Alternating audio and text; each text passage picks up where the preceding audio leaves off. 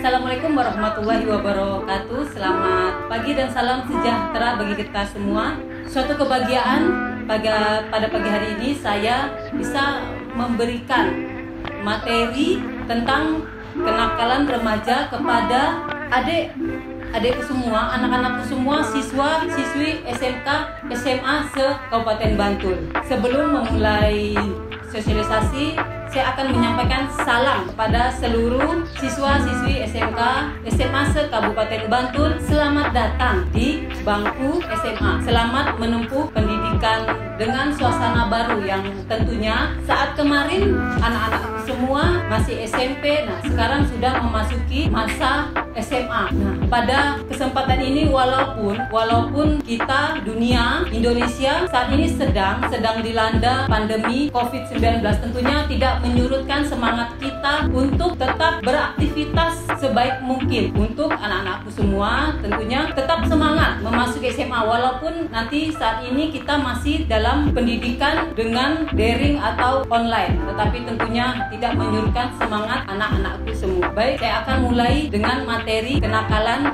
remaja. Sebelumnya akan saya sampaikan bahwa remaja itu apa sih? Remaja itu adalah usia dari 13 tahun sampai 18 tahun. Ya, masa-masa SMA ini sendiri, masa-masa SMP sampai dengan SMA. Nah, pada masa remaja itu adalah suatu masa transisi di mana saat anak-anakku semua mengalami masa pubertas. Nah, masa pubertas ini akan diiringi oleh suatu gejolak jiwa, suatu perasaan ingin memberontak. Jika perasaan ini tidak dikelola dengan baik, tentunya nanti akan menyebabkan suatu tindakan-tindakan yang di luar ketentuan. Kemudian, apa yang dimaksud dengan kenakalan remaja? Kenakalan remaja itu adalah suatu kelainan tingkah laku atau perbuatan remaja yang bersifat amoral atau asosial, yang tentunya perilaku ini sangat merugikan baik untuk remaja itu sendiri, untuk sekolah, untuk orang tua maupun bagi lingkungan masyarakat. Kemudian banyak remaja yang melakukan suatu perilaku menyimpang. Perilaku menyimpang itu apa sih kategorinya? Yaitu penyimpangan yang bersifat amoral itu tadi, yang bersifat amoral yang tidak diatur dalam undang-undang. Contohnya film porno, keluyuran, gembun,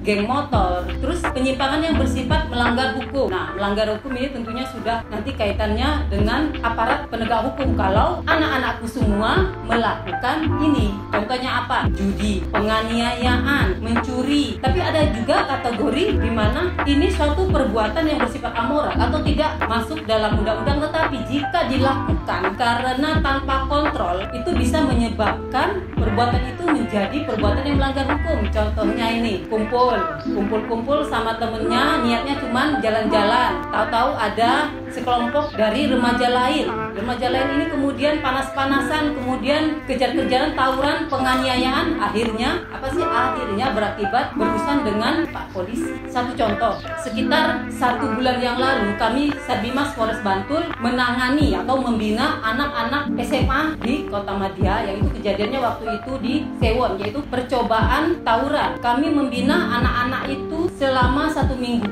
Jadi setiap hari kami wajibkan mengikuti apel di Polres Bantul. Nah, akar dari penyebab kejadian itu apa sih? Ya itu karena loyalitas terhadap senior. Jadi dipanggil sama senior pakai HP, ayo kumpul.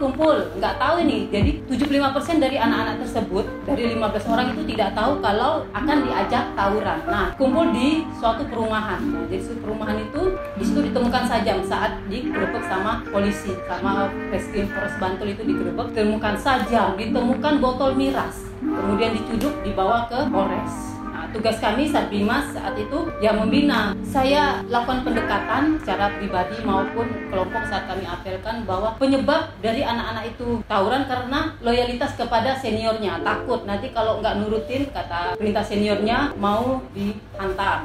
Kemudian perceraian orang tua. Jadi ada yang broken home, ya tidak diurus sama orang tuanya. Kemudian karena salah pergaulan itu tadi, salah pergaulan. Dan selama seminggu di sini saya terharu karena mereka menyadari bahwa apa yang anak-anak itu lakukan adalah suatu perbuatan yang salah. Tentunya keluarganya juga malu, anak-anak itu pun malu, menyesal karena kenapa melakukan hal seperti itu. Ya, mereka juga berterima kasih kepada kami karena untung waktu itu tidak jadi tawuran lah. Coba kalau jadi, mungkin kalau ada korban, tentunya ini akibatnya sangat fatal buat anak-anakku semua. Bahwa apapun yang anak-anakku lakukan, tolong dipikirkan akibat itu bukan hanya saat ini, karena saat anak-anak merasa tidak nyaman, silakan cari teman curhat, tempat yang baik. Kalau kurang komunikasi sama orang tuanya, silakan disampaikan, saya pengen gini loh, saya pengen begitu loh. Jadi jangan terus menyimpang, terus berontak, karena tidak ada hal yang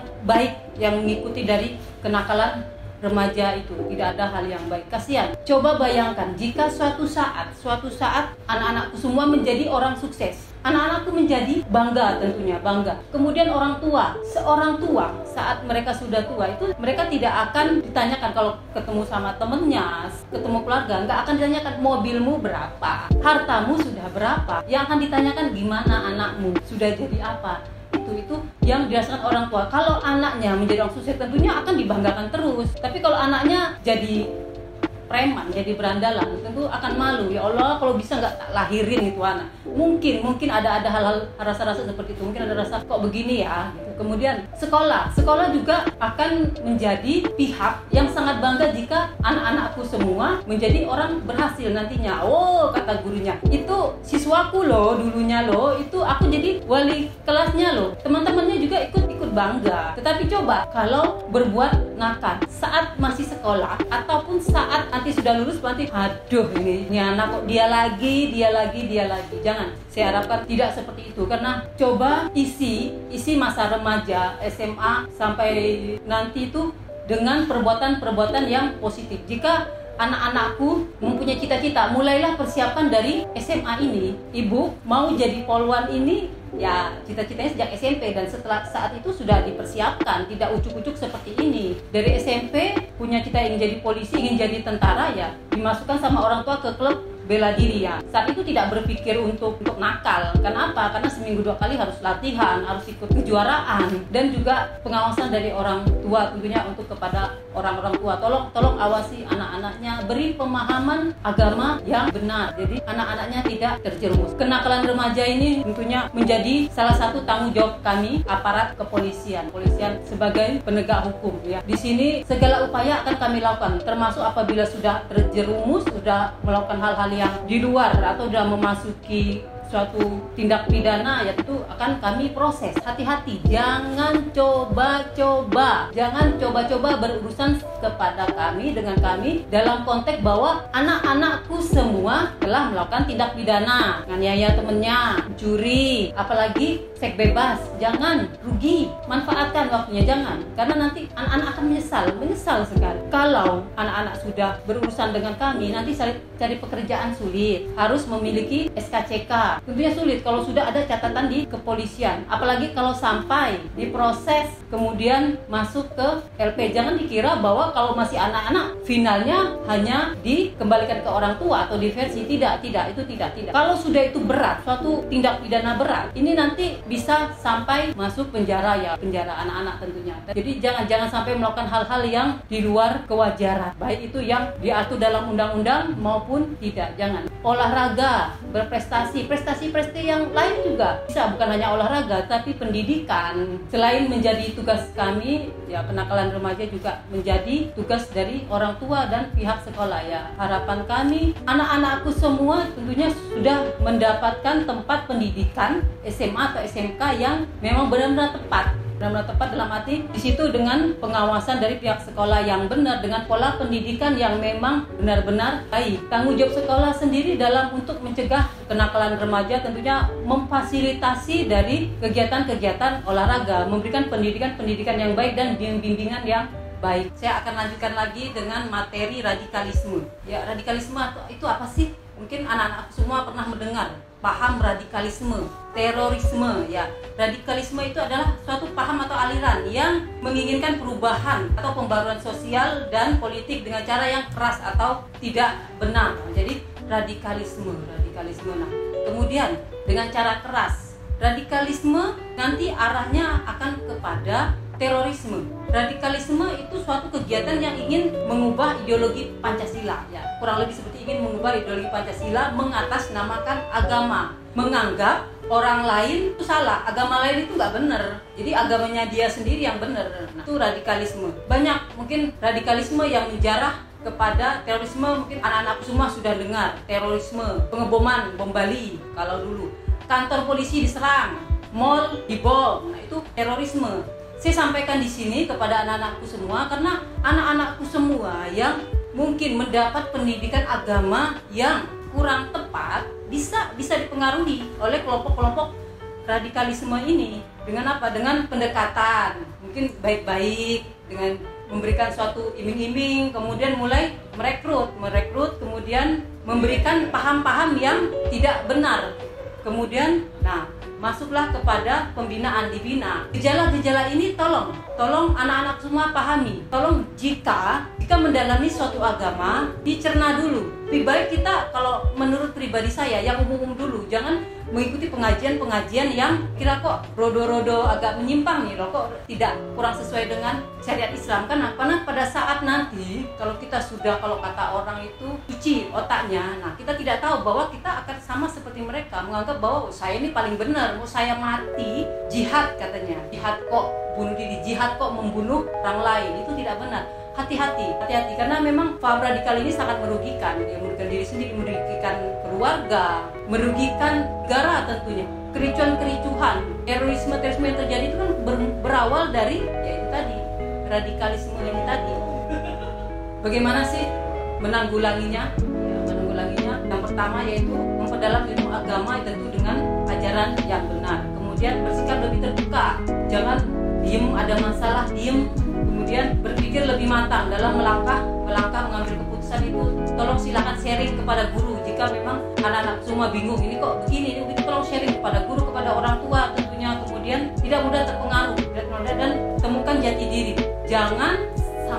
Jangan salah persepsi pengertian tentang jihad. Pahami itu tentang jihad. Jihad jangan dikategorikan membunuh orang lain, aksi-aksi teror kepada aparat, kepada masyarakat, kepada mungkin non agama yang tidak sepaham dengan kita, keyakinan orang lain tidak sepaham dengan kita, anggap itu jihad.